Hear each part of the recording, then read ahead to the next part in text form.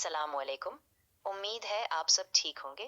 अब हम अपनी ऑनलाइन क्लास शुरू कर रहे हैं जो बलूचिस्तान बोर्ड क्लास 12 मैथ के लिए है। चलिए हम अपनी पढ़ाई शुरू करते हैं। आज हम चैप्टर 3 की एक्सरसाइजेस 3.1 शुरू कर रहे हैं। हम पहला सवाल देखते हैं और धीरे धीरे हर स्टेप समझेंगे ताकि सभी को कॉन्फिडेंस मिले।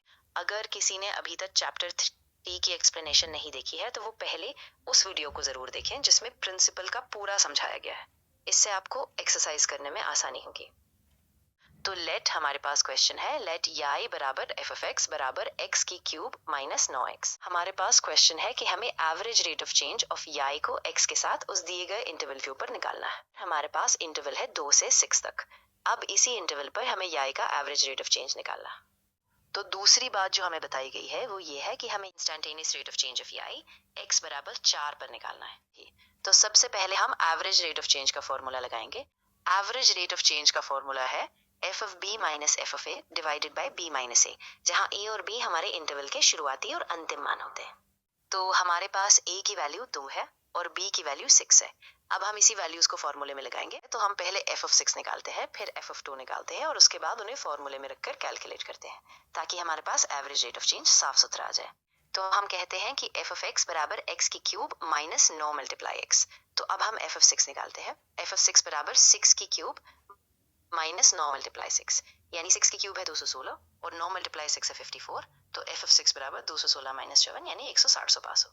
तो एफ ऑफ 6 की वैल्यू 162 है। अब हम एफ ऑफ 2 निकालते हैं।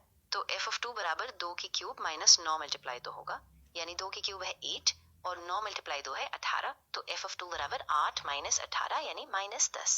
तो हम फॉर्मूले लगाते हैं। एवरेज रेट ऑफ चेंज बराबर F of 6 minus F of 2 divided by 6 minus 2। हमारे पास एफ ऑफ 6 की वैल्यू 162 है और एफ ऑफ 2 की वैल्यू माइनस 10 है। अब हम फॉर्मूला लगाएंगे। एवरेज रेट ऑफ चेंज बराबर 162 minus minus 10 divided by 6 minus 2, यानी 62 प्लस 10 डिवाइडेड बाय 4। तो ये 172 डिवाइडेड बाय 4 होगा। हम 172 को 4 से डिवाइड करेंगे तो हमारे पास आंसर आएगा 43। दूसरा जो हमें बताया गया था वो ये था कि हमें इंस्टेंटेनियस रेट ऑफ चेंज निकालना है, यानी कि डेरिवेटिव x बराबर 4 पर। पहला स्टेप जो हमारा दिया हुआ है वो ये है कि एफ ऑफ एक्स बराबर एक्स की क्यूब माइनस 9x है। अब हम इसका डेरिवेटिव लेंगे। हम इसे अलग अलग करते हैं। सबसे पहले x की क्यूब का डेरिवेटिव निकालेंगे तो वो 3x स्क्वायर है। फिर माइनस 9x का डेरिवेटिव निकालेंगे तो वो माइनस 9 है। अब दोनों को जोड़ते हैं तो f बाय एफ एक्स बराबर 3x स्क्वायर माइनस 9 आता है। हमारे पास गिवन था कि एफ ऑफ एक्स बराबर एक्स की क्यूब माइनस 9x है। हमने इसका डेरिवेटिव लिया जो था f बाय एफ एक्स बराबर 3x स्क्वायर माइनस 9।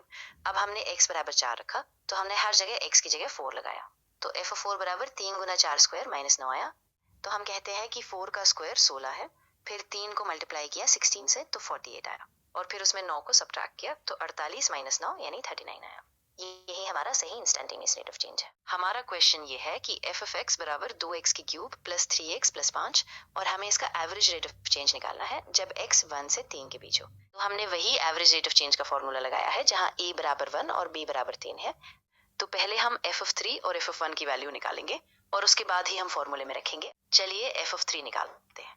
तो एफ ऑफ 3 निकालने के लिए हम 2 मल्टीप्लाई 3 की क्यूब प्लस 3 मल्टीप्लाई 3 प्लस 5 करेंगे।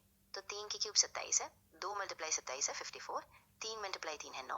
तो एफ ऑफ 3 बराबर 54 प्लस 9 प्लस 5 यानी 68। अब हम एफ ऑफ 1 निकालते हैं। तो एफ ऑफ 1 होगा 2 मल्टीप्लाई 1 की क्यूब प्लस 3 मल्टीप्लाई 1 प्लस 5, यानी 1 की क्यूब 1 है, 2 मल्टीप्लाई 1 है 2, 3 मल्टीप्लाई 1 है 3। तो एफ ऑफ 1 बराबर 2 प्लस 3 प्लस 5 यानी 10। अब हम फॉर्मूला लगाएंगे। एवरेज रेट ऑफ चेंज बराबर F of 3 minus F of 1 divided by 3 minus 1। तो एफ ऑफ 3 68 है और एफ ऑफ 1 10 है और 3 माइनस 1 2 है। तो हम 68 माइनस 10 डिवाइडेड बाय 2 करेंगे तो ये होगा 58 डिवाइडेड बाय 2 यानी 29। तो हमारा जो आंसर है वो 29 है। ये एवरेज रेट ऑफ चेंज है जब x 1 से 3 के बीच जाता है। ऑलराइट स्टूडेंट्स, ये था हमारा आज का लेसन। मुझे उम्मीद है कि आपको सब कुछ क्लियर हो गया होगा और आपने अच्छी प्रैक्टिस की होगी।